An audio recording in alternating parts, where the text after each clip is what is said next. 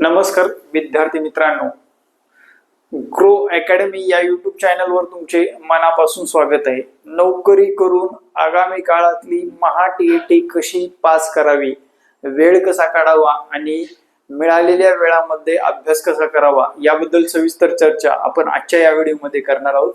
तत्पूर्वी चॅनलवर नवीन असाल तर चॅनलला सबस्क्राइब करायला विसरायचं नाही। शिक्षक पात्रता परीक्षा पास करायची आहेत आपल्याला भविष्यामध्ये, हिच्यामध्ये 100% मार्क मिळवायचे आपल्याला, लक्षात ठेवा। ज्यांचं डीएड आणि बीएड झालेलं आहे, लक्षात घ्या, ज्यांचं डीएड आणि बीएड झालेलं आहे त्यांना लक्षात घ्या, टीईटी नंतर टीएआयटी सुद्धा एक्झाम द्यायची, त्यासाठी आत्ताच तयारीला लागणं गरजेचं आहे। आगामी काळात टीआयटी एक्झाम सुद्धा होणार आहे, त्यामुळे या दोन्ही परीक्षा आपल्याला एकत्रितरित्या पास करायच्या आहेत। आता काही गृहिणी आहेत, काही नोकरी करतात आणि काही एमपीएससी करतात, स्पर्धा परीक्षा देतात, काही लोक सरळ सेवा देतात, पण टीईटी परीक्षा त्यांच्याकडून पास होत नाही। आतापर्यंत भरपूर वेळेस पास करण्याचा प्रयत्न केलेला आहे पण पास होत नाही। आता टीईटी पासचे फायदे सांगतो। सर्वात प्रथम काय फायदा आहे, 1ली ते 8वी या वर्गामध्ये सर्वात जास्त जागा असतात, लक्षात घ्या। 1ली ते 8वी सर्वात जास्त असतात आणि ज्या लोकांचं डीएड झालेलं आहे किंवा डीटीएड झालेलं आहे त्यांना कंपल्सरी टीईटी पास करावीच लागते, तर आणि तरच टीआयटी एक्झाम देता येते। 95% क्राऊड हा आपला कुठेतरी नोकरी करतोय, नोकरी करत आहे। 95% क्राऊड, त्यांना वेळेचा प्रॉब्लेम आहे। त्या विद्यार्थ्यांनी कशा पद्धतीने अभ्यास करावा, सर्वात प्रथम आपल्या चॅनलला सबस्क्राइब करा आणि आपलं जर क्लास लावायचा असेल तर दिलेल्या संपर्क क्रमांकावर तात्काळ व्हॉट्सअप करू शकता, कॉल करू शकता, कारण नोकरी सांभाळून आपण बरेच विद्यार्थी मागच्या 7 वर्षामध्ये पास केलेले आहेत आणि आपण या क्षेत्रामध्ये जवळपास 2017 मधून कार्यरत आहोत, 17 पासून कार्यरत आहोत। ऑनलाईन क्षेत्रामध्ये 7 वर्षापासून कार्यरत आहोत। हजारो शिक्षक आपल्या ग्रो अकॅडमीच्या माध्यमातून घडलेले आहेत। 2025 आणि 2022 ची टीआयटी एक्झाम मध्ये जर विचार केला, जवळपास 12 ते 15 हजार लोक शिक्षक आपल्या ग्रो अकॅडमीच्या माध्यमातून झालेले आहेत। टीईटी एक्झामचा आकडा अक्षरशः जवळपास 20,000पेक्षा जास्त लोक आपण टीईटी एक्झामला शिकवले आणि टीईटी एक्झाम मधून ते पास झालेले आहेत। ठीक आहे, चला मित्रांनो बघू आपण नोकरीतून वेळ कसा काढावा। सर्वात प्रथम तुमची इच्छा महत्वाची आहे की आपल्याला नोकरीतून वेळ मिळत नसेल तरी वेळ कुठेतरी मिळतच असतो, लक्षात घ्या।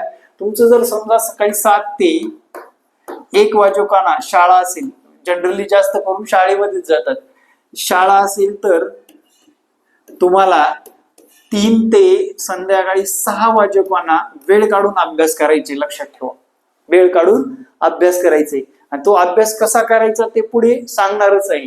ठीक आहे, किंवा तुमची 10 ते 5 वाजेपर्यंत जर शाळा असेल, सकाळी 2 तास, सकाळी 2 तास म्हणजे मग तुम्ही 6 ते 8 करा, 8 ते 10 करा, कुठेही वेळ काढा इथे, पण सकाळी 2 तास आणि सायंकाळी किंवा संध्याकाळी 2 तास अभ्यास करायचे। मग तो वेळ तुमचा 10 ते 12 असू द्या किंवा 9 ते 11 असू द्या, कोणताही असू द्या, म्हणजे सकाळी 2 तास, संध्याकाळी 2 तास किंवा 1 तास अभ्यासाला वेळ काढणं गरजेचं आहे। आता हे जर शिक्षक लोक बघत असतील, त्यांची 10 ते 5 या वेळेमध्ये शाळा असते, त्यांना दुसरं काही काम न करता या 2-3 महिन्यामध्ये फक्त अभ्यास करणं गरजेचं आहे। ठीक आहे, आता आपल्याकडे आहेत 3 महिने, या 3 महिन्याचं नियोजन कसं करावं। सर्वात प्रथम आपण क्लासच्या माध्यमातून कसं करतो ते सांगतो। आपण क्लासमध्ये काय करतोय, असे 15 दिवसाचे 2 लॉट पडतोय महिन्यामध्ये, 15 दिवसाचे 2 लॉट, 30 दिवस आहेत महिन्यात। मार्च महिना आहे आता सध्या, मार्च, एप्रिल आणि मे, मार्च, एप्रिल, मे या 3 महिने तर आपल्याला मिळणारच आहे। जून मध्ये आपल्याला रिव्हिजन आणि प्रश्नपत्रिकेला द्यायचे, लक्षात घ्या। या 15 दिवसामध्ये अभ्यास करत असताना डीएड असेल किंवा बीएड असेल दोन्ही सांगतो. बघा याच्यामध्ये 5 विषय आहेत असं पकडून चला. तुमचा मराठी आहे, त्यानंतर इंग्रजी आहे, इंग्रजी हिंदी कोणतंही निवडू शकता तुम्ही. इंग्रजी आहे, सीडीपी, आणि त्यानंतर विद्यार्थी मित्रांनो ईव्हीएस आणि मॅथ आहे. याच्यामध्ये काही लोकांचं मॅथ सायन्स आहे, काही लोकांचं सोशल सायन्स आहे. आता या 15 दिवसाचं नियोजन सांगतो. प्रत्येक दिवशी एक टॉपिक करायचं, लक्षात घ्या. बरोबर. मराठीला 3 दिवस दिले आपण, इंग्रजीला 3 दिवस द्या, बालमानसशास्त्राला 3 दिवस दिले, आणि ईव्हीएस ला 3 दिवस दिले, मॅथला 3 दिवस दिले, यांना सुद्धा 6 दिवस दिले, यांना सुद्धा 6 दिवस दिले. म्हणजे ज्यांचं मॅथ आणि सायन्स आहे त्यांनी 6 दिवस मॅथ सायन्सला द्यायचं, बाकी विषयाला 3-3 दिवस द्यायचं. ठीक आहे. आता या 15 दिवसात 15 टॉपिक पूर्ण होणार आहेत, लक्षात घ्या. 15 टॉपिक आपले पूर्ण होणार आहेत. 15 दिवसात 15 होतात, 30 दिवसात 30 टॉपिक पूर्ण झाले, लक्षात घ्या. म्हणजे प्रत्येक विषयाचे 30 मिळून 30. बघा, मार्चचे 30 टॉपिक, एप्रिलचे 30 टॉपिक आणि मेचे 30 टॉपिक. ओके. आता याच्यातून आपल्याला एक सिद्ध होतं, एका टॉपिकवर 2-3 प्रश्न पण विचारू शकतात ना. फॉर एक्झाम्पल शब्दाच्या जाती आपण वाचल्या, शब्दाच्या जातीवर तुम्हाला जर समजा नामावर पण प्रश्न विचारलाय आणि क्रियापदावर पण प्रश्न विचारलाय, त्यावेळेस आपले 2 मार्क तिथे घट होणार आहेत, लक्षात घ्या. आणि असे करून आपल्याला 90+ मार्क मिळवायचे. ओके.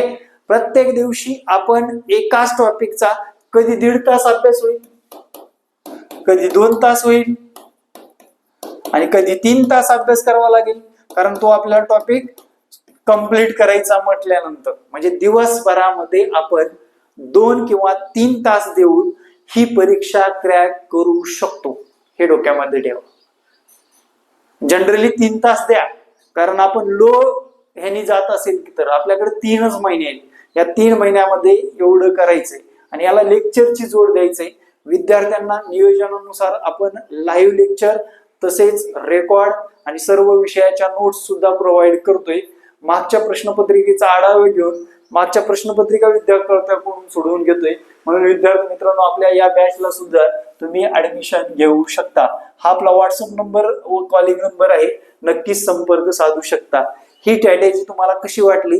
नोकरी सांभाळून येणाऱ्या काळामध्ये होणाऱ्या एप्रिल मे मध्ये ऍड येणाऱ्या आणि जून मध्ये परीक्षा होणाऱ्या या परीक्षेला तुम्ही अशा पद्धतीने सामोरे गेलात तर नक्कीच यशाचा एकदम यशस्वी होणार 100%.